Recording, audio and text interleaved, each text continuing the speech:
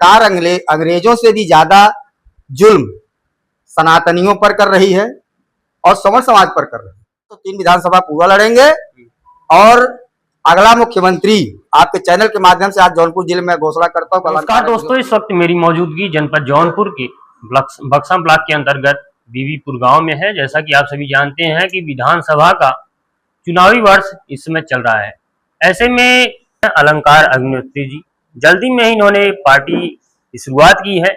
ऐसे में जिलाध्यक्ष हमारे बीच हैं जौनपुर के, इनसे बातचीत करेंगे क्योंकि ये शुरुआती दौर है एक पार्टी का। जब शुरुआत होता है बड़ा संघर्ष होता है उसमें, लेकिन इस संघर्ष के समय में किस प्रकार से जिलाध्यक्ष अपनी पूरी जो कार्यशैली है किस प्रकार से करेंगे। बहुत बहुत स्वागत।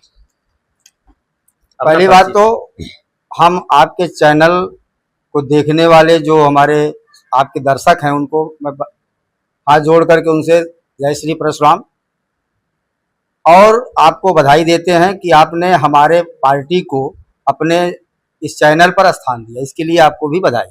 क्या आवश्यकता आन पड़ी जो इस प्रकार की पार्टी का निर्माण करना पड़ा?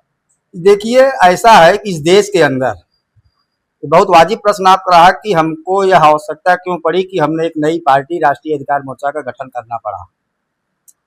इस देश में सभी जातियों का प्रतिनिधित्व करने वाली पार्टियां मौजूद हैं, लेकिन सामान्य वर्ग का प्रतिनिधित्व करने वाली ऐसी कोई पार्टी नहीं कोई कह सकता कि ना ही कह रहा है कि हम सामान्य वर्ग का प्रतिनिधित्व करते हैं। तो जब यह देखा गया कि देश के अंदर जाति व्यवस्थाएं हावी हो रही थी, उसके साथ साथ अभी कुछ दिन पहले जनवरी के महीने में यह पूरा देश उम्मीद लगा के रखा था वर्तमान सरकार से कि इस देश में यूसीसी को लागू करेगी, लेकिन यूसीसी की मांग करने वाली इस जनता को आज की सरकार ने यूजीसी के नाम पर एक जाति दंगा फैलाने का काम किया और सनातन के नाम पर यह सत्ता में आई हुई पार्टी अभी माघ मेले के दरमियान जिस हिसाब से इसने सनातन को अपमानित किया, ब्राह्मण बटुकों की शिखा खींच करके पुलिसों के द्वारा उनको मारा गया, इस चीज को देखते हुए हमारी पार्टी के संस्थापक श्री अलंकार अग्निहोत्री जी ने, जो कि एक एडीएम सिटी के पद पर रहे कार्यरत थे, लेकिन इन्होंने यह देखा कि यह सरकार अंग्रेजों से भी ज्यादा जुल्म सनातनियों पर कर रही है और समर समाज पर कर रही है।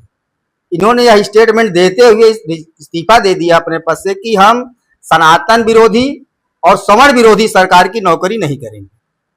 इसके बाद केवल सामान्य वर्ग का प्रतिनिधित्व करने के लिए इस राष्ट्रीय अधिकार मोर्चा का गठन किया गया है। अच्छा, ये कहा जाता है जब से भारतीय जनता पार्टी आई है शुरुआत से ही अन्य जातियों का ये कहना है कि भाजपा में सिर्फ सवर्णों का सम्मान होता है, उनकी बातचीत होती है, उनकी पूछ होती है, बाकी और जातियों का नहीं। तो फिर ऐसा कैसे?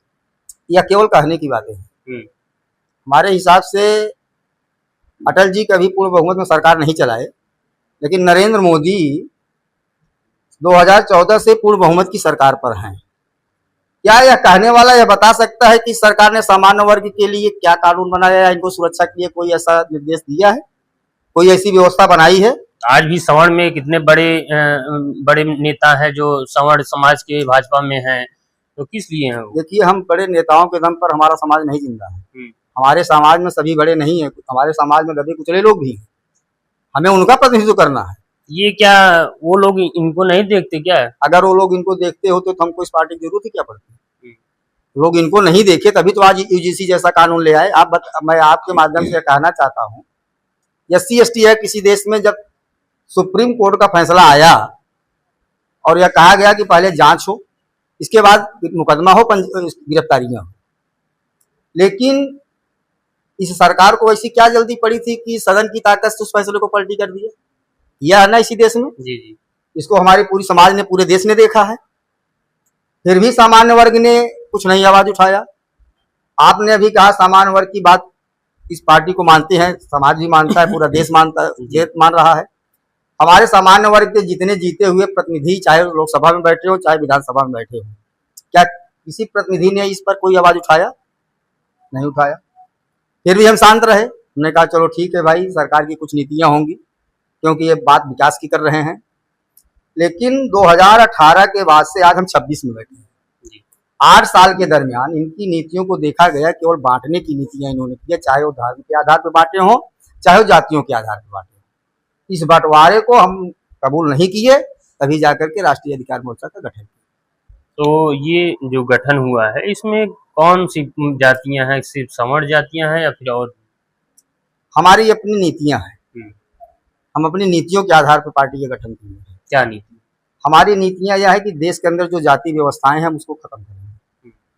देश के अंदर जो अभी हमारे ही कुछ मित्रों ने कहा है कि संविधान में कहीं नहीं लिखा गया, संविधान में कोई जात शब्द रखी ही नहीं गई। संविधान की मूल अवधारणा ही समधन विधान पर है, यानी एक कानून सबके लिए बराबर होना चाहिए। लेकिन इसमें कुल 175-76 संशोधन हुए हैं। जब संविधान इतना गंदा था तो इसको फिर हम माने क्यों? यदि संविधान सही है तो इसमें संशोधन की जरूरत क्यों पड़ी? यह भी तो एक सोचने का विषय है। तो हम इन्हीं चीजों से आहत होकर के जो है इस विषय पर आए हैं, तो इस पार्टी का गठन किए हैं और आगे की अपनी प्रक्रिया कार्यकारी गठन पे हम लगे हुए हैं। ब्राह्मण समाज को बड़ा बुद्धिजीवी कहा जाता है। जब बहुजन समाज की पार्टी होती है, कांग्रेस पार्टी होती है, सपा की पार्टी होती है, हर जगह ब्राह्मण ही बहुमत से उनको सरकार बनाते हैं। क्या आपके साथ आएंगे? ऐसा है कि अब हमारे साथ आएंगे। आज हमारी सदस्य संख्या 3 महीने की पार्टी है, मैं 28 लाख की सदस्यता कर चुका हूँ प्रदेश के अंदर। जी, हमारे साथ आ रहे हैं तभी तो हमारी सदस्य संख्या बढ़ रही है। अगर हमारे साथ 3 महीने की पार्टी है, 3 महीने की पार्टी को मैं 28 लाख की सदस्यता मैं उत्तर प्रदेश में करा चुका हूँ, तो हमारे साथ हमारा समाज खड़ा हो रहा है, तभी हम इतने क्षमता से बोल भी रहे हैं। तो आगे हम उम्मीद करते हैं कि हमारा समाज हमको पूर्ण समर्थन करेगा और हम आने वाले 2027 के चुनाव में हम सरकार बनाएंगे। हमारा प्रत्याशी घोषित करेंगे। हम प्रत्याशी 403 विधानसभा पूरा लड़ेंगे और अगला मुख्यमंत्री आपके चैनल के माध्यम से आज जौनपुर जिले में घोषणा करता हूँ कि अलंकार अग्निहोत्री होंगे। अगर नहीं होंगे तो यहाँ सत्ता नहीं बनेगी।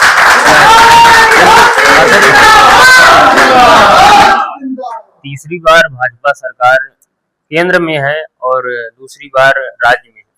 इतनी बड़ी पार्टी होने के साथ साथ आप चैलेंज करते हैं कि यहाँ पे ये पार्टी बनी। इसी देश में 45 साल शासन कांग्रेस में भी दिया है, आज उसका वजूद नहीं है। इनको तो भी पैदा हुए तीसरा कार्यकाल इनका चल रहा है, 12 वर्ष का हुआ है ना। आप इसको कैसे कह सकते हैं कि हम नहीं इसको अचीव कर पाएंगे? क्योंकि इसलिए कह रहे हैं कि आप ही के समाज के ज्यादातर लोग उसमें जुड़े हुए हैं। अभी आप कह रहे हैं ना, मैं देख रहा हूँ हमारा समाज हमारे साथ मजबूती से खड़ा हो रहा है। अगर हमारे साथ समाज हमारे साथ खड़ा नहीं होता तो आज 28 से 30 लाख की सदस्यता हम कहाँ से पा पाते? हम इसको खुद जानते हैं कि जो हमारे पास 28 लाख सदस्यता 30 लाख पहुंच रही है, अदर वर्ग नहीं है। क्या ब्राह्मण समाज या क्षत्रिय समाज से कोई बड़ा नेता इसमें जो वर्तमान में सांसद विधायक है आपके साथ है? हमको किसी बड़े नेता की जरूरत ही नहीं। मैं किसी आयातित नेता को राष्ट्रीय अधिकार मोर्चा में स्थान नहीं दूंगा।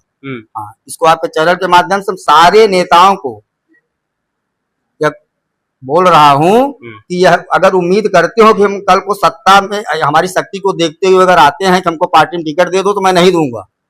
खासतौर से जौनपुर जिले में तो मैं उनको बिल्कुल नहीं घुसने दूंगा। जो हमारे साथ हमारा कार्यकर्ता आज धूप में चल रहा है, हमारी प्रथम वरीयता उसकी होगी।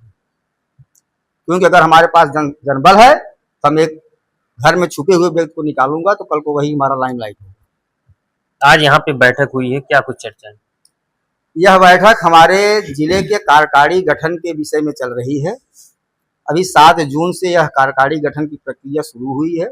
पहली बैठक मछलीशहर तहसील में हुई, आज यह दूसरी बैठक सदर तहसील में रखी गई है। यहाँ पर कोई चर्चा नहीं है, केवल आपसी बात विचार है और यह कार्यकारी गठन की बैठक है और हमारे जिला उपाध्यक्षों की जो नियुक्ति हुई है तहसील वाइज, उनके द्वारा यह बैठक रखी गई है। अगली बैठक हमारी शाहगंज तहसील में रखी गई है।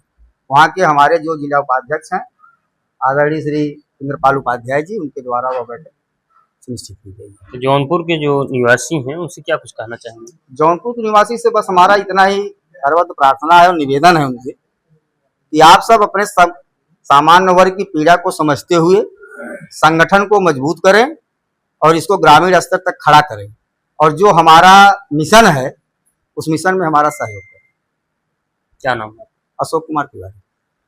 तो दोस्तों, जिस प्रकार से राष्ट्रीय जन अधिकार ये पार्टी मोर्चा बना है, पार्टी बनी है, आने वाले विधानसभा चुनाव में क्या कुछ बड़ा कर पाएगी? जिस प्रकार से उनके कार्यकर्ता लगे हुए हैं, आने वाले समय में क्या बदलाव ला पाएगी, ये बड़ा सवाल रहेगा। लेकिन लगातार जो संघर्ष है इनका लगातार चल रहा है। अब आने वाले समय में ही ये निष्कर्ष निकल पाएगा क्या कुछ होता है। फिलहाल कमेंट कर अपनी राय जरूर दें। बने रहें हमारे साथ। जय हिंद।